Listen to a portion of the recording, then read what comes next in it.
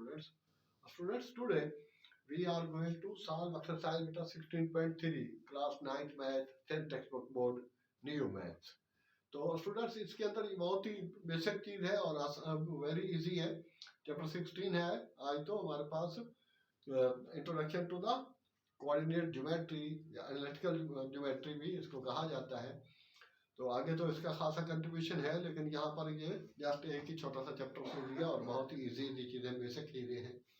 हाँ बेटा, तो एक्सरसाइज है हमारे पास 16.3. तो इसके अंदर बेटा क्वेश्चन नंबर 1 में है find the mid points between the following pair of the points by using mid point formula. तो very easy mid point formula बेटा. सॉल्यूशन फर्स्ट पार्ट है, ठीक है. तो इसको इनके अगर कुछ टीचर छोड़ भी दें तो आपने उसको उन वे में कर लेना है. बहुत आसान सी चीज है, जस्ट ठीक है, एक नजर देखने से बेटा आपका हो जाएगा. हाँ, लेट इसका जो गिवन है वो तो ऑलरेडी है. लेट की जरूरत नहीं है. ए 2,6 और बेटा एंड बी भी दे रखा है उसने -4 और 8.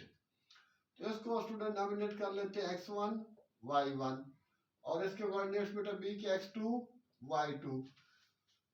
ये दो पॉइंट्स हैं, ठीक है बेटा, ए और बी.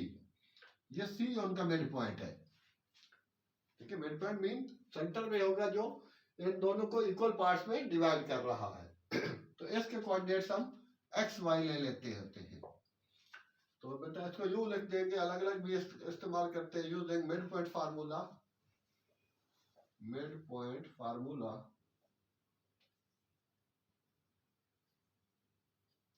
तो सिंपल इसका सी ले ले या एक्स वाई ले ले, एक ही बात है, ठीक है. इक्वल टू x1 प्लस x2 ओवर 2 और y1 प्लस y2 over 2.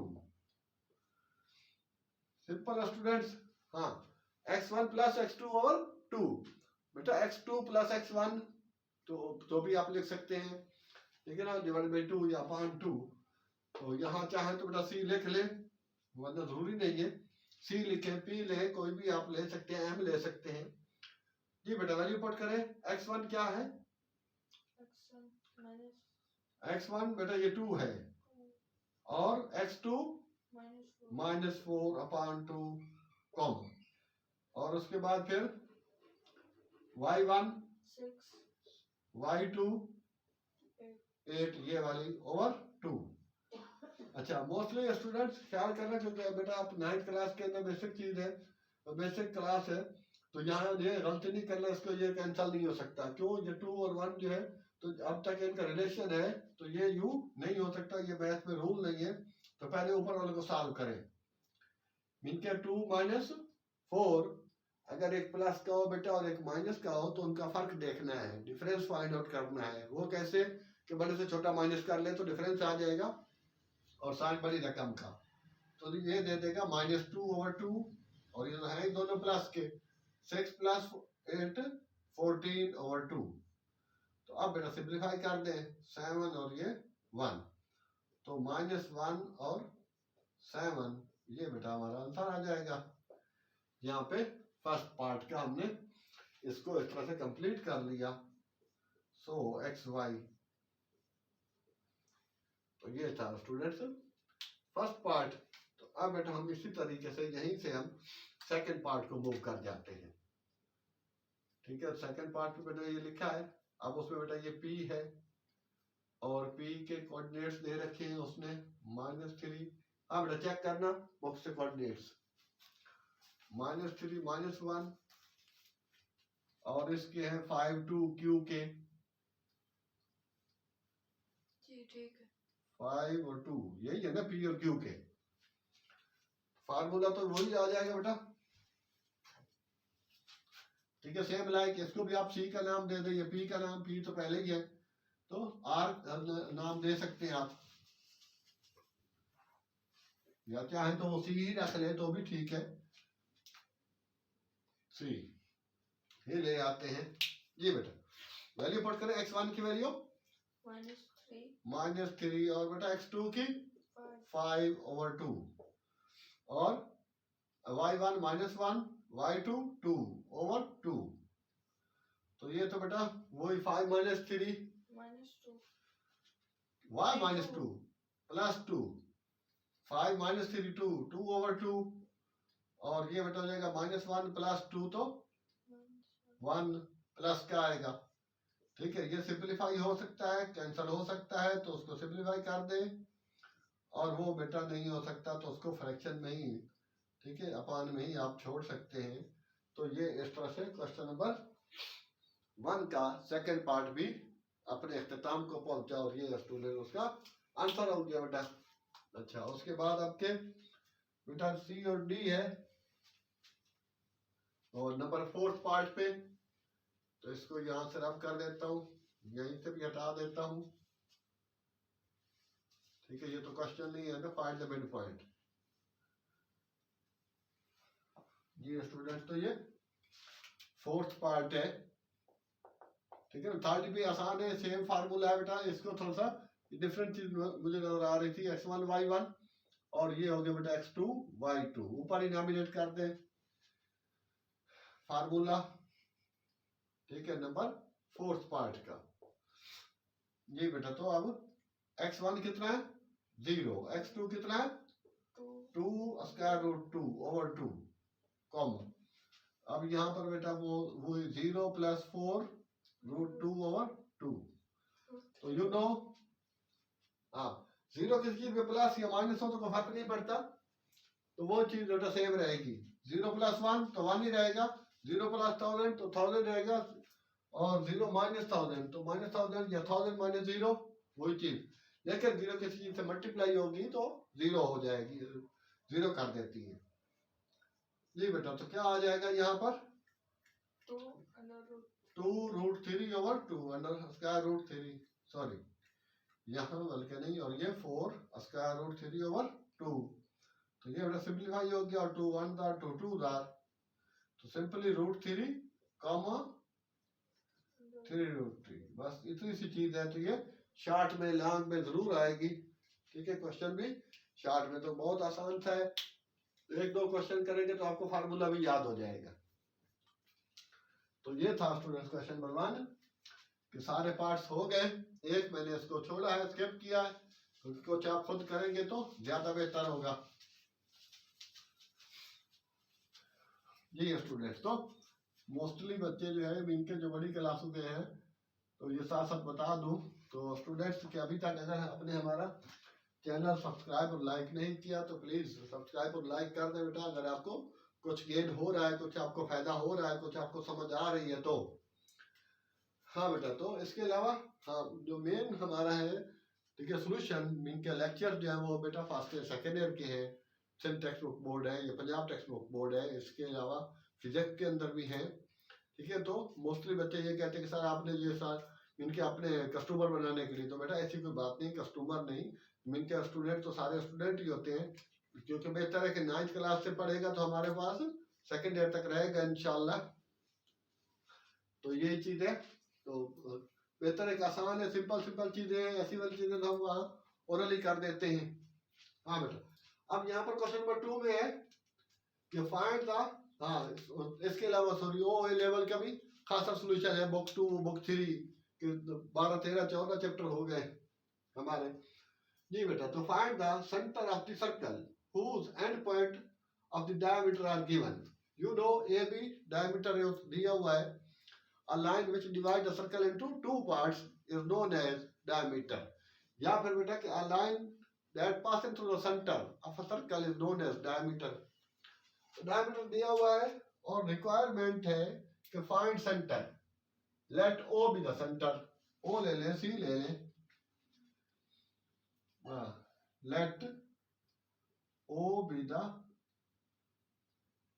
center of circle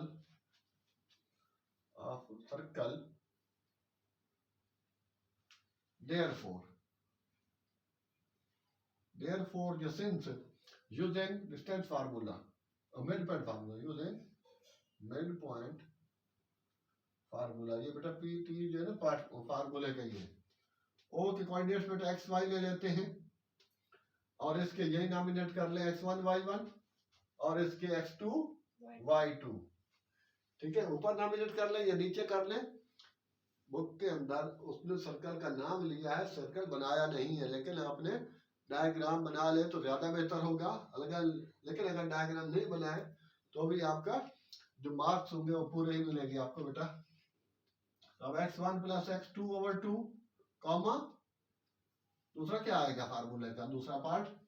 x2 y1 y2 हाँ y1 प्लस y2 over 2 जी बेटा, put the value get the answer. Simple, आपको सेंटर मालूम करने हैं। तो x1 कितना है? -5 -5। बुक से भी साथ साथ चेक करते जाए बेटा। -5 प्लस 3 ओवर 2 कॉमा 6 -4 ओवर 2। तो ये हो गया बेटा। अभी बताया था अगर एक प्लस और एक माइनस हो तो फर्क देखना है। तो 5 में से 3 माइनस करें तो कितना आता है? -2।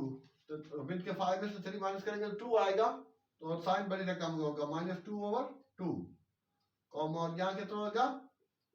6 -4। ये तो सिंपल चीज है, तो 2 ही आएगा। उसके बाद फिर बेटा इसको सिंप्लीफाई कर दें तो ये हो जाएगा -1 comma 1। Now this is the centre of the required circle. ये बेटा हो गया -1 1।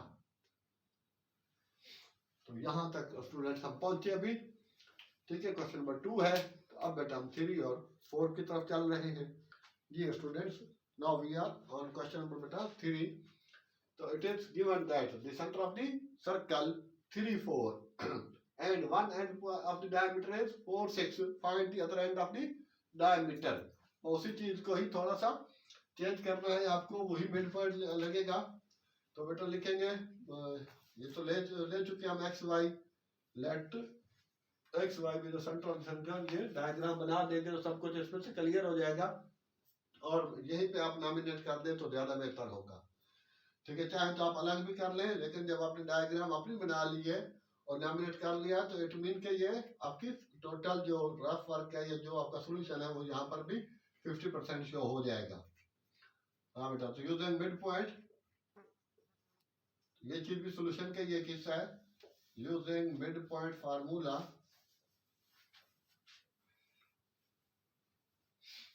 ये स्टूडेंट तो वो होता है उसको इनके x is equal to x1 प्लस x2 अपॉन 2। इसको अलग अलग इस्तेमाल कर रहे हैं, क्यों? ऑलरेडी वो दिया हुआ है बेटा उसमें। लेट o बी द सेंटर। ठीक है, चाहे तो इसको लिख ले तो ज्यादा बेहतर होगा। o x y equal to 3 4 be the centre of the required circle, और y is equal to y1 प्लस y2 ओवर 2। तो पहले हम इकट्ठा यूज कर रहे थे, अब जबकि दे रखा है। अब x कितना दिया हुआ है? x1 नहीं बेटा, x वाला जो सेंटर है वो x3 दिया हुआ है, और x1 कितना है? x1 4 प्लस x2 अननोन है, वो हमें मालूम करना है। अब आगे स्टूडेंट्स, यहाँ पर बेटा ये 2 डिवाइड हो रहा है, ये इधर आके मल्टीप्लाई हो जाएगा। तो 3 2 6, और फिर ये 4। आपको पता, अब तो सिंपल इक्वेशन है, ये इधर आके माइनस हो जाएगा। तो 2 x2 कितना हो जाएगा? 2। और इस तरह बेटा y, अब y की वैल्यू रख दे। y सेंटर वाला, ये x y जो है ये सेंटर पर है, तो y की वैल्यू कितनी है? 4 y1 6 plus y2 over 2। Same like बेटा ये हो जाएगा 8 6 और y2। अब के 6 को उधर पे, हाँ 6 को उधर भेज दे तो कितना बन जाएगा? y2 2। So other end point, so other, ठीक है, other end points are, हाँ ये बेटा x2 y2 b चाहे तो लिख लें, ये हो गया बेटा 2 2। बस यही इसका आंसर था। ये था क्वेश्चन नंबर 4। ठीक है, चाहे तो लिख दे, अदरवाइज यहाँ तो बहुत कुछ लिख चुके हैं। लेट इसके साथ अगर चाहे तो बेटा आप लिख लें, let o x y equal to 3 4 be the centre of required circle या सर्कल। ठीक हो गया स्टूडेंट, इस तरह से बेटा क्वेश्चन नंबर 4 भी कंप्लीट हो गया। बस एक ही दफा फार्मूला याद रखना है आपने, और फार्मूला 2 4 3 बार लिख ले तो इंशाल्लाह आपको वो याद हो जाएगा इजीली। जी स्टूडेंट, आपके ये कंप्लीट हुआ। तो आप क्वेश्चन नंबर 4 के अंदर बेटा इसके उसमें नहीं जाने, वो पीछे तो ऐसे आंसर भी ठीक है, इस पे आंसर नहीं जाने क्योंकि यहाँ पर उसने पूछी 2 चीजें हैं कि find the centre and the radius. Centre का आंसर दे रखा, उसने रेडियस का नहीं दिया, लेकिन आपने कैलकुलेट करना है। एग्जाम में आपको ये नहीं देखा जाएगा कि आपने ये बुक में नहीं था। अच्छा हाँ बेटा, तो इसमें हमें सेंटर निकालना है। Let o x y be the centre of circle, therefore, ये 3 नुक्ते आपको पता है देयरफॉर होता है बेटा। अगर तीसरा ऊपर हो तो तीसरा नीचे लगा दे तो फिर वो विकास का काम करता है। देयरफॉर या sense, applying mid point formula, या खाली इतना भी लिख दें तो भी काफी है। Using formula. हाँ बेटा, अब इसमें इकट्ठा ले लेते हैं। ओ एक्स वाई है तो ये x1 प्लस x2 ओवर 2, और दूसरा क्या हिस्सा है इसका, y1 plus y2 y1 प्लस y2 ओवर 2।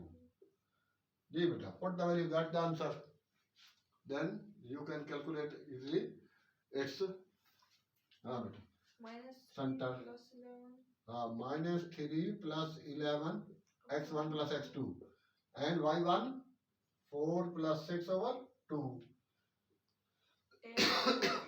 8 ओवर 2। 10 ठीक है, -3 है बेटा, 11 -3 8 आ जाएगा तो 10 ओवर 2। 2 1 दा 2 5 दा 2 1 दा 4, तो बेटा 4,5 ये आपका ओ एक्स वाई सेंटर आ गया। अब इसी सेंटर को इस्तेमाल करना है, ये है बेटा 4,5। तो अब ओ ए निकाल ले तो रेडियस हो जाएगा, ओ ए निकाल ले ओ बी निकाल ले, दोनों वे में आपका आंसर ठीक होगा। तो अब लिखें बेटा इसमें, now radius R is equal to O A. O A वो डिस्टेंस फार्मूला पीछे बेटा जो 16.1 में यूज कर चुके हैं, 16.2 में भी यूज किया है, तो वही आ जाएगा। तो हाँ बता दें, वो हमने 16.2 के बेटा 1 to 6 किए, अगले वाले स्किप कर दिए, छोड़ दिए। क्यों? क्योंकि वो सारे के सारे एग्जाम्पल में दिए हुए हैं। स्क्वायर है, रेक्टेंगल है, इक्विलेटरल ट्राइंगल है, वो सब कुछ सेम टू सेम, वहाँ सिर्फ वैल्यू डिफरेंट है, बाकी प्रोसेस बिल्कुल सेम टू सेम दिया हुआ है। हाँ बेटा, तो अब ओ ए डिस्टेंस फार्मूला, तो ओ और ए तो ये हो जाएगा x1 y1, और स्टूडेंट इसके हो जाएंगे x2 y2। ठीक है ना, ओ ए से मुराद ओ में से ए के माइनस करेंगे तो बेटा आप लिख सकते हैं using distance formula, d is equal to x2 minus x1 whole square और y2 minus and whole root, whole square root. Therefore, now बेटा r is equal to OA। OA में क्या लगाएंगे, x2 minus x1 whole square plus y2 minus y1 whole square whole root। ये बेटा x2, अब ये वाले x2 x2 नहीं लेने क्योंकि अभी हमें रेडियस निकालना है। हाँ बेटा, तो x2 कितना है -3, और x1 कितना है O का -4, और y2 कितना हो जाएगा, y2 है 4 हाँ y2 4 और y1 5 whole square whole root. ये बेटा तो -3 -4 -7, ठीक है, प्लस हो जाएगा, लेकिन साइन माइनस का ही रहेगा बेटा, यहाँ मल्टीप्लाई नहीं हो रहा, और इसका तो -1 देगा। ठीक है ना, 4 और 5 का फर्क जो है 1 है, और माइनस का आएगा 1। अब बेटा स्क्वायर करेगा तो ये 7 7 49 प्लस का, अंदर माइनस हो पावर इवन हो तो बेटा प्लस हो जाता है, ये 1 तो 50 हो गया। 50 का बेटा फैक्टर बना ले 2 टाइम्स 25। अब 25 को रूट से निकालेंगे तो 5 हो जाएगा, ठीक है ना। चाहे तो ये देख लें, चाहे तो आप इस फैक्टराइजेशन कर लें इसकी, तो ये बेटा पेयर में से बाहर निकल आ गया, तो ये आपका रेडियस आ गया। तो यूनिट्स लिख दें आप और आंसर हो जाएगा, फाइनल रिजल्ट आ गया इस तरह से। तो ये स्टूडेंट्स हमारा आपका क्वेश्चन नंबर 2 का, ठीक है। फर्स्ट वी कैलकुलेट रेडियस और sorry centre, then using that centre, उसी सेंटर को इस्तेमाल करते हुए बेटा हमने इसका रेडियस फाइंड आउट किया। तो रेडियस आई थिंक उसने बुक में आंसर में नहीं दे रखा, ठीक है, तो आपको कैलकुलेट तो करना ही है। हाँ बेटा, तो ये थे इसके मोस्ट इजी और इम्पोर्टेंट क्वेश्चन है। तो इस तरह से हमारा ये एक्सरसाइज कंप्लीट हुई। आगे वाला जो है 5 और 6 जो है वो छोड़ रहा हूँ, क्योंकि वो थ्योरेटिकली है, थ्योरेटिकली यहाँ पर कभी भी एग्जाम में नहीं देगा, ठीक है। आसान है क्योंकि ये वाली चीज जो आगे प्रूफ दैट है, ये सेकेंड ईयर में मैथ एनालिटिकल ज्योमेट्री के अंदर इजीली है, तो वहां पर इसका यूज है इस वजह से। तो at the end once again ये स्टूडेंट, तो ये हाँ बेटा ये 2 ही है, ठीक है। ये 5 पेयर बन गया, बाहर निकल गया, बाकी 2 ही अंदर रह गया, बाकी पहले गलती से थोड़ा वो मैंने समझा वो 3 हो रहा था। तो स्टूडेंट्स, तो ये था तो हमारे 9th की, बाकी भी पूरी बुक के ऑलमोस्ट सॉल्यूशन है, तो आप जो है इजीली उसको सर्च आउट भी कर सकते हैं। तो एट द एंड बेटा, तो ये इसी चीज पे ही हम इसको इत्तेफाक करेंगे कि पहले भी उसमें सॉरी हाँ कि एट द एंड के अभी तक अगर आपने हमारा चैनल सब्सक्राइब लाइक नहीं किया तो please subscribe like and share it. Thanks बेटा, अल्लाह हाफिज।